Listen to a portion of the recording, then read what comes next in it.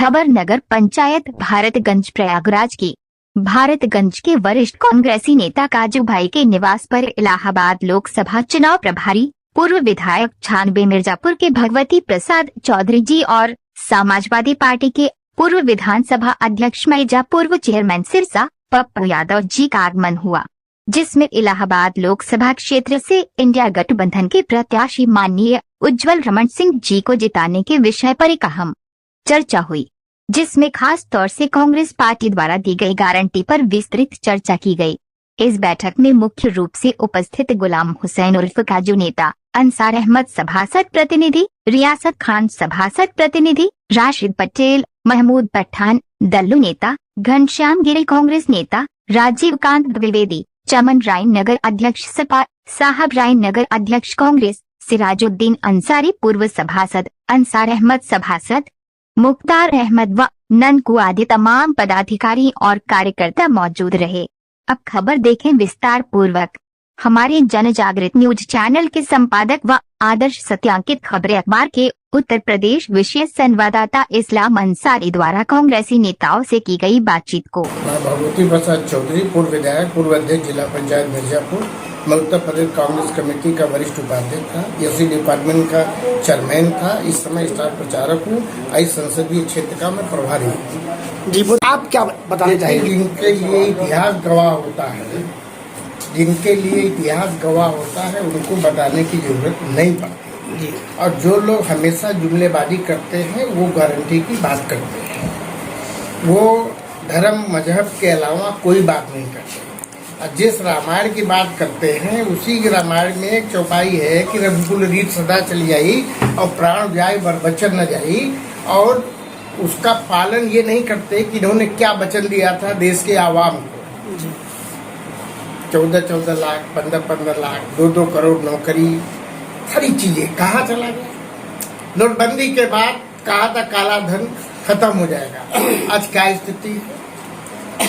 जितने पकड़े जा रहे हैं इस चुनाव में उस धन का कोई ब्यौरा नहीं। कैसे आगे जब काला धन आपने नोटबंदी कर दिया तो आप कहते हो 370 हटा दिया, आतंकवाद खत्म हो गया, आपको शर्म नहीं लगता? आप कहते हो, आप ही बताते हो कि दिल्ली में और कहाँ ये खबर आ गया ईमेल से कि ये उड़ा दिया जाएगा, वो उड़ा दिया जाएगा, स्कूल उड़ा दिया जाए, कॉलेज उड़ा दिया जाए, फला उड़ा दिया जाए, और उसके बारे में फिर कुछ बताते नहीं, कहाँ से आया, कहाँ से चला, उसको दबा दे। तो ईमेल आया तो कहीं से रिकॉर्ड से हुआ होगा ना, दुनिया के किसी कोने से भी आ सकता है, पता चल सकता है, क्यों छिपाते हो? या तो जानबूझ के ये गुमराहियत का शिकार बना रहे हो, या हवा फैला रहे हो, दंगा फसाद कराने का मजहब के सामने, लोगों के सामने। तो ये सब लोग अब समझ चुके हैं, देश के आवाम ने समझ लिया। और ये चुनाव जो मौजूदा चुनाव है, अब ये त्रिस्तरीय चुनाव, मतलब वो त्रिकोणी नहीं है, चतुर्कोणी भी नहीं है, आमने सामने है, जिसको आप कोई महत्व नहीं देती, जिसको भारत की मीडिया महत्व नहीं देती थी। अब जब देश की जनता का रुख देखा है, 4 चरण के चुनाव के बाद पता चल गया है, अगर उत्तर प्रदेश को देखिए तो 39 सीटों का चुनाव हो चुका है, जो परसेंटेज बता रहा है उससे लोगों को अब हमें बताने की जरूरत नहीं कि ये लोग ये दिशा कहाँ की तरफ जा रहा है। और यही कारण है कि उनके नेताओं के बोली भाषा में परिवर्तन आ गया। अब मतलब ये कहने में संकोच नहीं है कि भारतीय जनता पार्टी के, अब आप समझिए, कुंडली में वनवास लिखा गया है, अब उनको वनवास झेलना पड़ेगा। आपका कहने मतलब ये है कि जब जनता जागरूक हो गई है, सब जान गई है, तब आप लोगों को ये सब जानकारी हुई है? नहीं, देखिए मैं यही बात कर रहा हूँ, मीडिया, आप तथाकथित मीडिया के माध्यम से हकीकत को दबाना चाहते थे, लेकिन हकीकत ज्यादा दिन तक दबता नहीं, वो सामने आ जाता है, देश की आवाम को पता चल गया। आप महिला के हित की गारंटी की बात करते हो, जब लोग ये पूछते हैं कि आप अपने पत्नी को गारंटी नहीं दिए तो आपके गारंटी का क्या भरोसा है, इसका कोई जवाब है? आप महिला के हित की बात करते हो, महिला के सम्मान स्वाभिमान की बात करते हो, उनके इज्जत और अस्मत के महफूज रखने की बात करते हो, तो आप दुनिया भर घूमते हो। मणिपुर में जाने में शर्म लग रहा था कि आपके पास हेलीकॉप्टर नहीं मणिपुर जाने के लिए। आप संदेश खाली की बात घुमा करके बंगाल को गुमराह करने की बात करते हैं, और उसी बंगाल के गवर्नर के घर पे, गवर्नर के आवाज पे महिला के साथ घटना हुई और उसको आप छिपा रहे हो। अब तक गवर्नर साहब ने इस्तीफा नहीं लिया, उसमें 2 शब्द बोलने के लिए आपका मुंह बंद हो गया है, आपके जबान में लकवा मार गया है, या आपके मीडिया के जो लोग हैं, जो तथाकथित जो बिके हुए लोग हैं, कहने मुझे संकोच नहीं है, क्योंकि हम लोग उस मीडिया का सम्मान करते थे जो ब्रिटानिया हुकूमत से मोर्चा लेने के लिए उनकी कलम रुकती नहीं थी। अब आज आज हम आजाद भारत में इतने गुलाम हो गए हैं कि हम सत्ता पक्ष के गुलाम हो गए हैं। हम मुंह भराई के रस्म के चक्कर में हम सही चीज लिख नहीं पा रहे। किसी शायर ने लिखा था कि हम जो अपनी आंख से देखते हैं वो सच्चाई न लिख पाते हैं न कह पाते हैं, क्योंकि जो कलम मिली वो बिकी हुई और जो जबान मिली वो कटी हुई।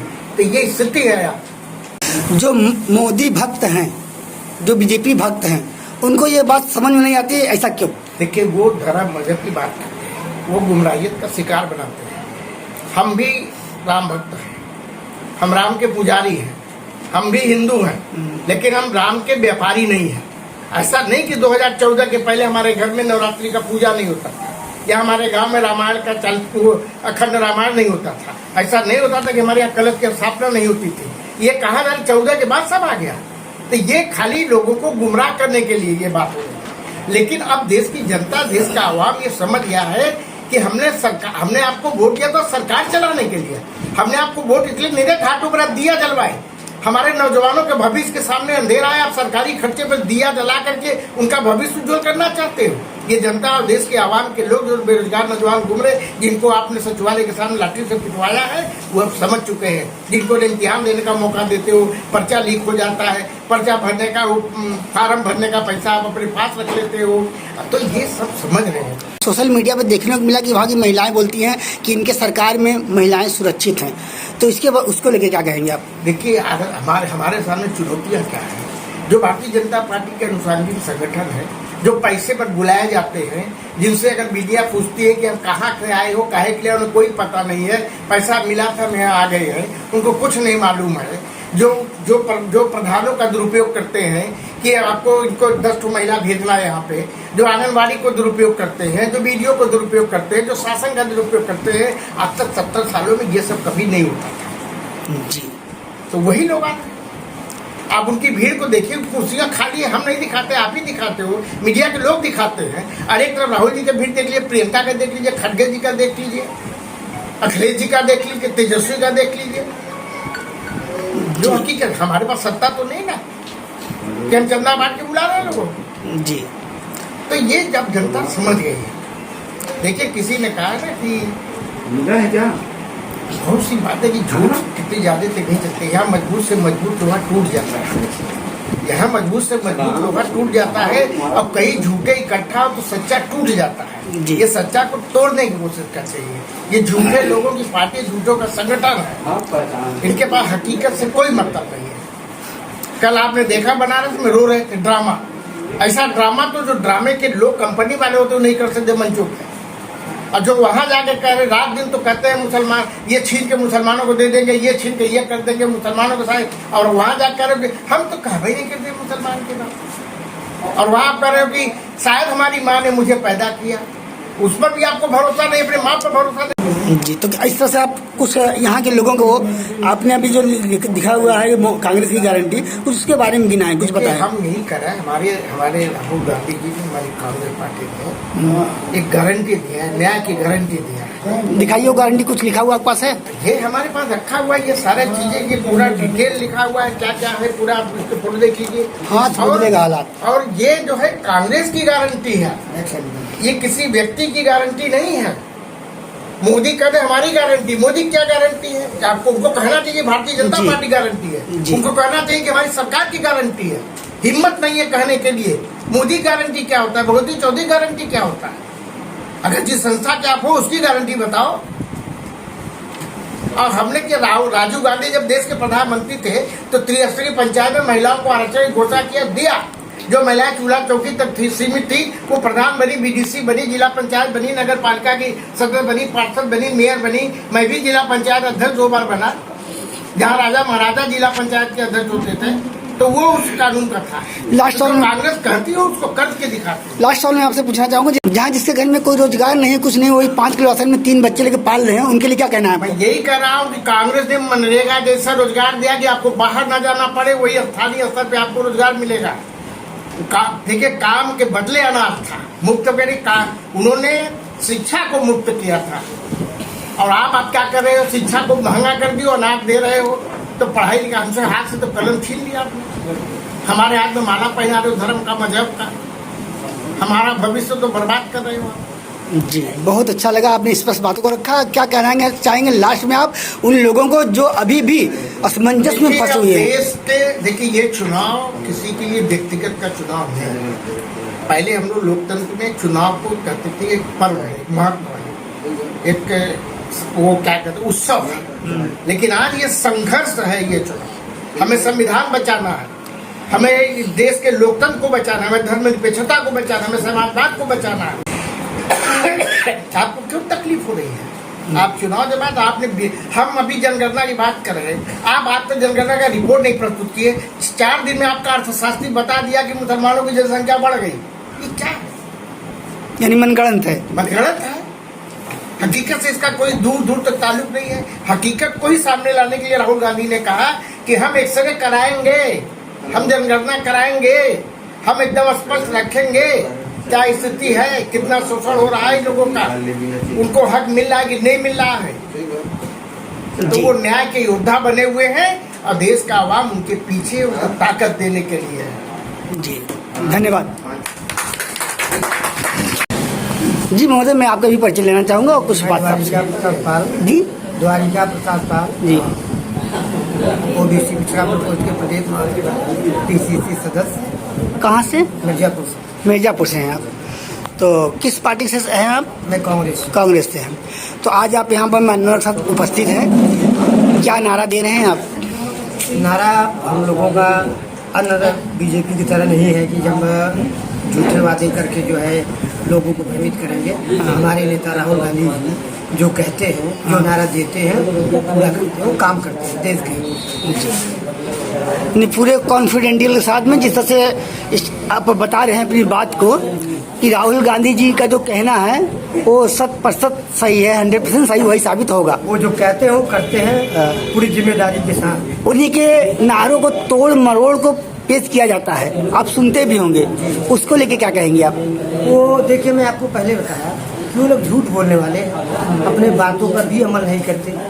रोज का रोज उनका जो है वादा बदलता रहता है और एक भी वादा आज तक उनका पूरा नहीं हुआ है। जी, काजू भाई से हम बात करेंगे 2 मिनट के लिए। नगरवासियों के लिए क्या संदेश आप तरफ होगा? देखिए, नगरवासियों के लिए हमारा एक संदेश ये है कि जिस तरीके से देश में आज चल रहा है, जैसे भाजपा के प्रधानमंत्री जी बोलते हैं सबका साथ सबका विकास, हम इनसे हमारा सीधा सवाल है, जो देश का गौरव बढ़ाने वाली बच्चियां जो पहलवान थी, इनके सांसद उनके साथ कैसा व्यवहार किया, इन जो भाजपा के नेता हैं इनके परिवार के साथ होगा तो उनको कैसा लगेगा?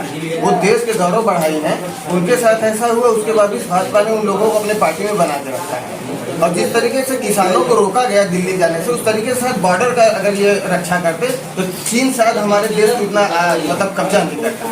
ये देश को चलाने में नहीं, सिर्फ सूट बूट बदलने में जितना टाइम लगा देते हैं ना, उतना देशवासियों के बारे में सोचते तो आज हमारा देश कहीं और आगे होता। आज अगर हम नासा पे गए हैं तो नेहरू जी का देन है। ये क्या किए हैं, ये 1 2 4 काम बता करके तो वोट मांगे, ये सिर्फ गुमराह करके वोट मांगते हैं। हम वोट मांगते हैं, अपना काम बताते हैं। जैसे जो आपने अभी गल्ले का बात उठाया हमारे नेताजी से, तो राष्ट्रीय खाद्य सुरक्षा अधिनियम 2012 में ही आया, ये कांग्रेस सरकार ने लाई। जन सूचना अधिकार जो जन जन को, हर एक जनता को मजबूत किया। कहीं भी ऑफिस में गए, हम जन सूचना अधिकार के साथ किसी क्वेश्चन को मांगे तो अधिकारी हमको पानी पिलाता था, नाश्ता कराता था, चाय पी पूछता था। आज तो किसी पब्लिक का कहीं पे कोई सम्मान ही नहीं है ना, नौकरशाही है सीधा सीधा। तो हम अपने सम्मान के लिए लड़ रहे हैं। कांग्रेस पार्टी भारत की जनता के सम्मान के लिए लड़ाई लड़ रही है और भारत के को जो है आगे बढ़ाने के लिए। जैसे शिक्षा इन लोगों ने इतना मायना कर लिया, जबकि शिक्षा हर आदमी के लिए बुनियादी जरूरत है। अगर हम शिक्षा पाएंगे तो हम आगे बढ़ेंगे, हमारी नस्ल आगे बढ़ेगी, हमारा देश आगे बढ़ेगा।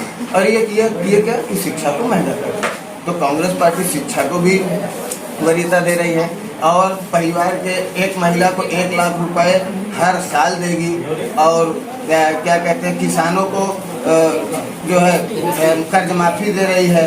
फिर उसके बाद मनरेगा को जो है उनका जो तनख्वाह है डेली का, उसको बढ़ाकर के 400 रुपये दे रहा है। तो इसी तरीके से हमारा मैनिफेस्टो है, हम मैनिफेस्टो पे बात करके मांगते हैं वोट, वो भी अपना काम बता के वोट मांगे। ये हमारा उनसे मतलब देशवासियों से अपील है कि जनता इनसे सवाल करे कि आप क्यों नहीं बताते कि हमें ये काम किया है और आगे ये करके हम आपसे वोट मांगेंगे। ये हमारा जनता से अपील है। तो हमारा अपने क्षेत्रवासियों से, नगर पंचायत और इलाहाबाद लोकसभा 52 क्षेत्र से हमारा ये अपील है कि ज़्यादा से ज़्यादा लोग 25 तारीख को निकल करके उज्ज्वल रमण को हाथ के पंजे पे बटन दबा करके हाथ को मजबूत करें, ताकि हालात को बदलें हम, तभी जाकर के देश का विकास होगा। और ऐसे जुमलेबाजों को नकार दें। जैसे उन्होंने एक बात कहा था ना कि कांग्रेस पार्टी ला रही है एक्सरे तो भाजपा पहले लाई थी। 8 नवंबर 2016 को हमारी माँ बहनें जो खर्च के पैसे में से काट करके रखे रहती थी, वो जो एक झटके में 1500 का नोट जो है ये मतलब चलन से बाहर कर दिया था। तो इनके पास तो पहले से ही एक्सरे मशीन है। ये सिर्फ गुमराह कर रहे हैं कि भाजपा कांग्रेस क्या करेगी। ये करेंगे, यही लोग बताएंगे अभी कि ये करने जा रहे हैं। तो ये आगाह कर रहे हैं कि हम आगे क्या करेंगे। तो सावधान रहना होगा। लोगों से यही अपील है, पंजे को वोट दें। जहाँ पे इंडिया गठबंधन में पंजा का निशान है वहाँ पंजे को वोट दें, जहाँ साइकिल है वहाँ साइकिल को जो है वोट दें। और हमारा जो क्षेत्र है वो पहले नंबर पे पंजा है, पंजे को वोट दें। इसी से हमारा लोगों से निवेदन है। जय हिंद, जय भारत, जय कांग्रेस। धन्यवाद।